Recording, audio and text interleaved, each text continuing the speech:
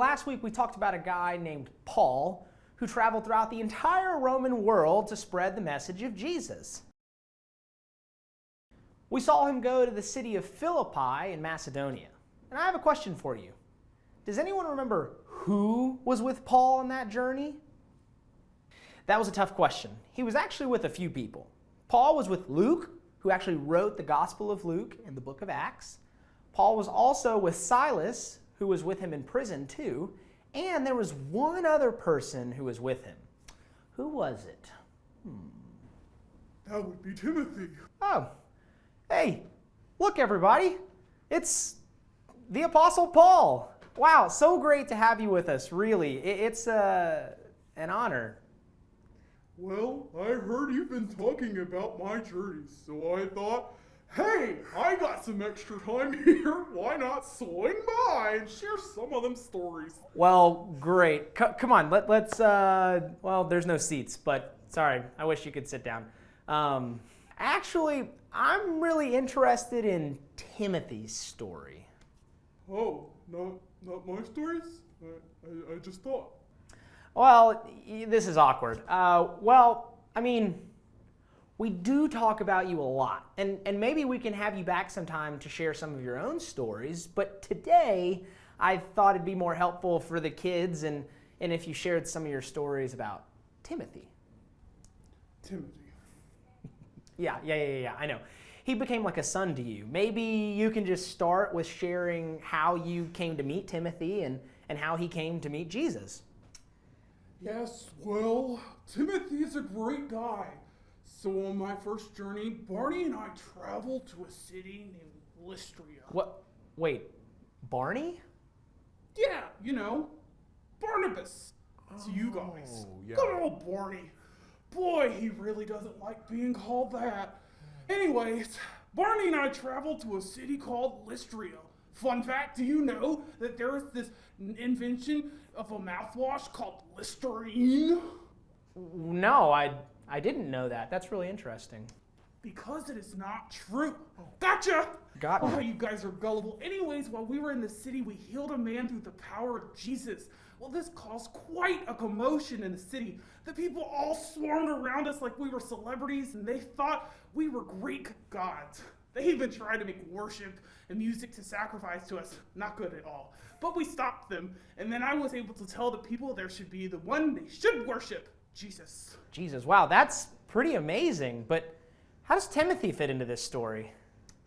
Oh, yeah, well, Timothy is from Lystria, and even though he never really quite confirmed this for me, I have a sneaking suspicion that he was in that crowd that day and heard about Jesus. Yes, you see, Timothy has a very interesting backstory. His mom is Jewish, and they taught him the Old Testament. His dad is Greek, which offered a whole different way of living and worshiping.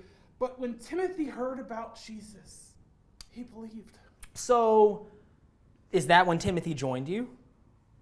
Are you telling the story here, Sonny, or am I? I'm just kidding. But no, seriously, be patient. So, no, we left Lystria and continued to share the message of Jesus from the city to city. But eventually, several years later, we made it back to Lystria, and there we found Timothy.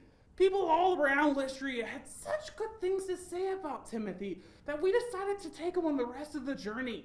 These journeys can be difficult, and it helps if you have a team of great people. So when you find a guy like Timothy, well, you'll do anything to get him on the team. Ah, I see. So Timothy left Lystra with you and joined the mission of spreading the message of Jesus to the world. That's pretty cool. What were some of the tasks that you were able to give to Timothy? In other words, it's like, how was he helpful to the mission? Oh, he was incredibly helpful. At what point, I was able to send him to a really difficult city called Corinth. The church there was having a lot of trouble, and I personally just couldn't get there myself, but Timothy could, so I sent him. But I would have to say that Timothy's most important task was taking on the leadership of the church in Ephesus. Ephesus, like the Ephesus? I mean, I know that was one of the most important cities in the world at that time, and that it was also a pretty dark city. Sorcery, witchcraft, idol worship. Sounds like a dark place that needed the light of Jesus. It absolutely was. You know, I spent over 3 years in Ephesus. Wow. And I'll tell you, that city was actually a home to many followers of Jesus. The church there was very dear to me, and they needed someone, a leader, to care for them, to teach them, to guide them on how to be a light in such a dark city. Timothy was the right choice. Well, hey, let's thank Paul for coming out and helping us learn more about his travels, but more specifically about his friend Timothy. Yay! So as you can imagine, leading the church in Ephesus wasn't always easy for Timothy. Actually, Paul ended up writing Timothy a few instructions and some encouragement to help him grow as a leader. We have a couple of the letters that Paul wrote to Timothy, and they're in the New Testament of our Bible. They're called 1st and 2nd Timothy. As you read the letters, it becomes really clear that Timothy really needed some encouragement. One of the reasons was because he was young, and it seemed that people in the church were not taking his leadership seriously.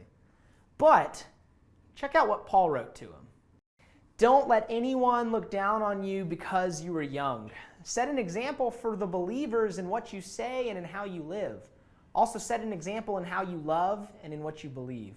Show the believers how to be pure. You see, for Timothy, he seems to have struggled a bit.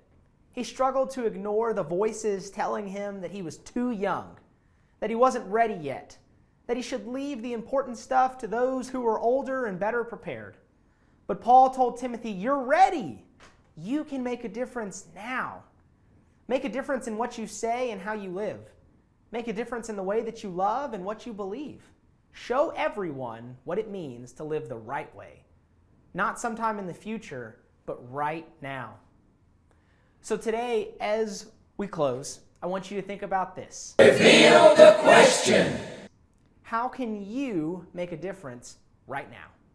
Think about how God has wired you. Timothy was a great teacher and leader, but you probably have different skills. Think about those and then ask yourself, how can you use those skills and your personality to set an example for others in your family, your neighborhood, or in your school? How can you make a difference right now? We'll see you guys next time.